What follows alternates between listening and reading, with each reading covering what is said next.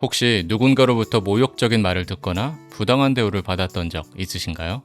그런 일을 당하면 보통 너무 당황스러워서 머릿속이 하얘지면서 제대로 대꾸도 못하잖아요. 시간이 좀 지나고 나서야 그때 이렇게 말할 걸 하고 뒤늦게 후회하는 경우가 많죠. 그때 이렇게 말할 걸의 저자 가타다 다마미는 책에서 이렇게 말합니다. 공격을 받았을 때 그냥 참고 견디면 안 된다. 언어폭력을 그냥 참고 견디면 두 가지 문제가 발생하기 때문인데요. 한번 타깃이 되면 이후로도 계속 만만한 샌드백이 되어버린다는 문제가 첫 번째고, 두 번째 문제는 해소하지 못하는 불편한 감정이 쌓이면 결국 몸과 마음에 이상이 생긴다는 것입니다. 그래서 오늘은 책에 소개된 어떤 막말에도 반격할 수 있는 대화의 기술 7가지를 말씀드려보려 합니다. 자, 그럼 바로 시작해 볼게요. 반사하기. 첫 번째 대화의 기술은 반사하기입니다. 바로 상대의 말을 앵무새처럼 그대로 따라하는 방법인데요. 예를 들면 이런 식이에요. 회사에서 꼼꼼하게 서류를 검토하고 있는데 옆에 있던 동료가 지나가면서 이런 말을 던집니다. 야, 저럴 시간도 있고 참 한가한가 보네. 이럴 때 상대의 발언을 그대로 반복하면 됩니다. 한가하다니, 그게 무슨 뜻이죠? 오랜만에 만난 친구가 야, 왜 그런 옷을 샀어? 라고 하면 그런 옷이라니, 그게 무슨 뜻이야? 라고 대꾸하는 겁니다. 이때 표정과 자세가 중요한데요. 상대를 정면으로 바라보면서 냉정하게 말해도 좋고, 반대로 살짝 웃으며 말하는 것도 좋습니다. 상대가 내 면전에 대고 비아냥거리는 건 보통 두 가지 이유가 있어요. 첫 번째는 내가 주눅드는 걸 보면서 상대적 우월감을 느끼기 위함이고요. 두 번째는 나를 그렇게 함부로 대해도 자신이 안전하다는 걸 알기 때문이죠. 어차피 내가 아무 말도 못할 거란 걸 알고 있으니까요.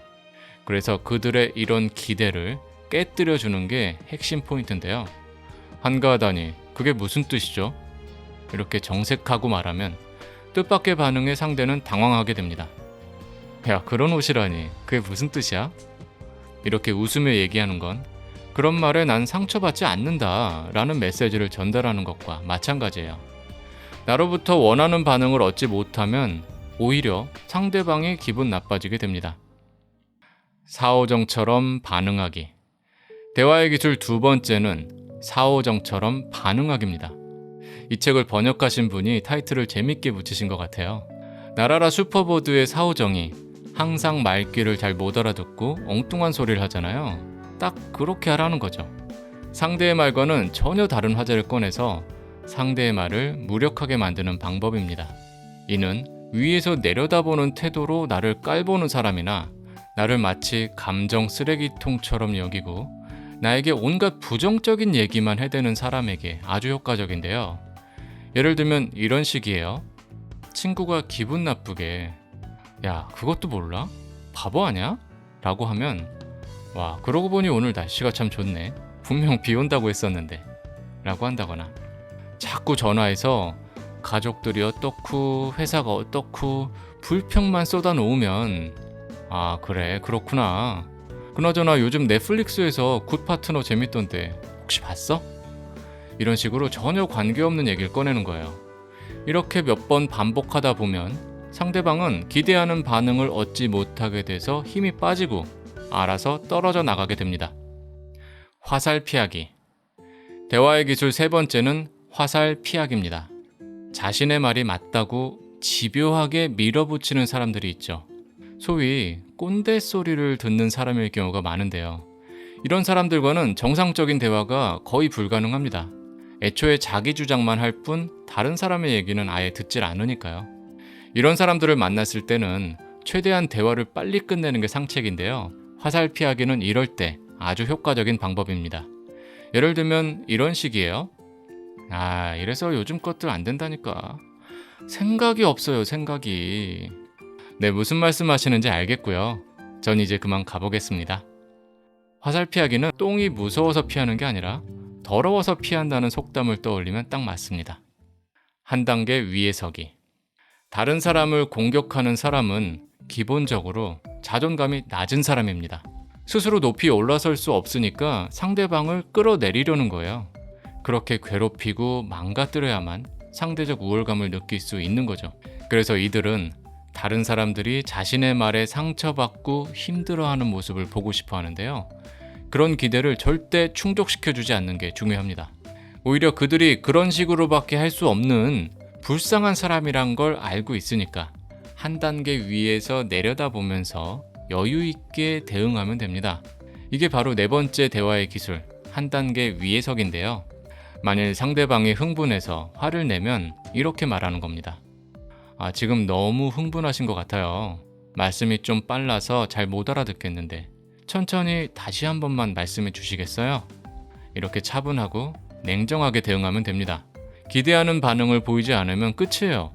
그러면 상대방은 알아서 힘이 빠지게 됩니다. 그리고 밑도 끝도 없이 성차별적 발언으로 비방하는 경우도 종종 있는데요. 그럴 때도 마찬가지예요. 회사 생활 편하지? 여자라서 참 좋겠어. 라고 하면 그런가요? 그거 참 재밌는 의견이네요. 라는 식으로 오히려 웃으며 대꾸하는 거죠. 상대방의 기대와 달리 이렇게 여유 있는 자세를 보이면 이제 기분 나빠지는 건 그 사람의 몫이 됩니다. 주의를 내 편으로 만들기. 대화의 기술 5번째는 주의를 내 편으로 만들기입니다. 이 방법은 주변에 여러 사람이 있을 경우에 효과적인데요. 나를 은밀히 공격하고자 하는 상대방의 심리를 역이용하는 거예요. 상대의 부당함을 사람들이 다 듣도록 큰 소리로 말해서 그 상황을 공개적으로 드러내는 거죠. 이때는 무례한 말에 정말 놀랐다는 표정으로 말하는 게 효과가 좋다고 합니다. 방금 뭐라고 하셨어요? 너무 무례한 거 아닙니까? 다시 한번 말씀해 보세요. 이렇게 주위 사람 다 들으라는 듯이 큰 소리로 말하는 거예요.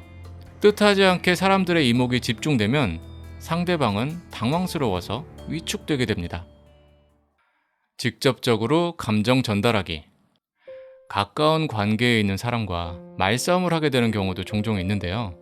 6번째 대화의 기술, 직접적으로 감정 전달하기는 이럴 때 사용하면 좋은 방법입니다. 말싸움이 길어지다 보면 서로 감정의 골이 깊어지기 마련인데요. 어찌됐든 내게 소중한 사람이고 계속해서 좋은 관계를 이어나가고 싶다면 말싸움이 더 크게 번지지 않게 적당한 선에서 끊어주는 게 현명한 일입니다.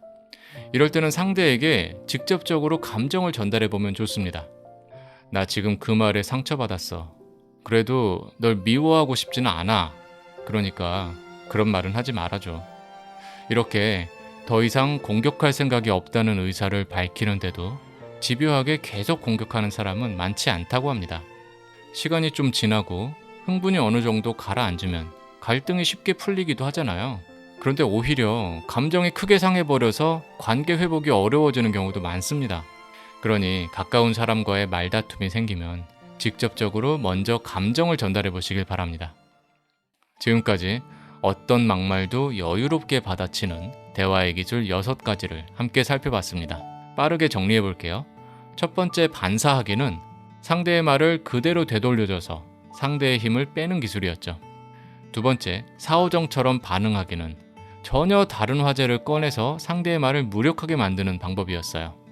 세 번째, 화살피하기는 똥이 무서워서 피하는 게 아니라 더러워서 피하는 것처럼 최대한 빨리 대화를 정리하고 그 자리를 벗어나는 방법이었죠.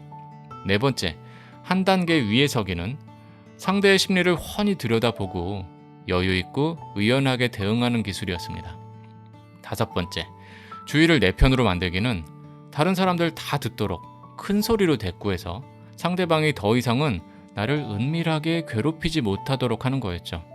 끝으로 6번째, 직접적으로 감정 전달하기는 더 이상 공격할 의사가 없다는 메시지를 보내서 감정의 골이 더 깊어지지 않도록 막는 방법이었습니다. 이런 말을 받아치는 기술은 원만한 인간관계를 만들어가는데 유용한 무기가 될 것이라고 저자는 말하는데요. 프롤로그에 남긴 저자의 메시지를 공유하면서 오늘 영상 마치겠습니다. 이런 경우에는 이렇게 말하면 돼 라고 알고 있는 것만으로도 사람은 훨씬 더 마음의 여유를 갖고 타인을 대할 수 있다. 사용하지는 않지만 무기를 갖고 있는 것, 그것은 무기 없이 무방비 상태로 있는 것보다 훨씬 더 든든하기 때문이다. 지금까지 오늘의 지식의 오늘이었습니다. 앞으로도 우리 행복한 삶에 도움되는 맛있는 지식으로 계속 찾아뵐게요. 오늘도 행복하세요.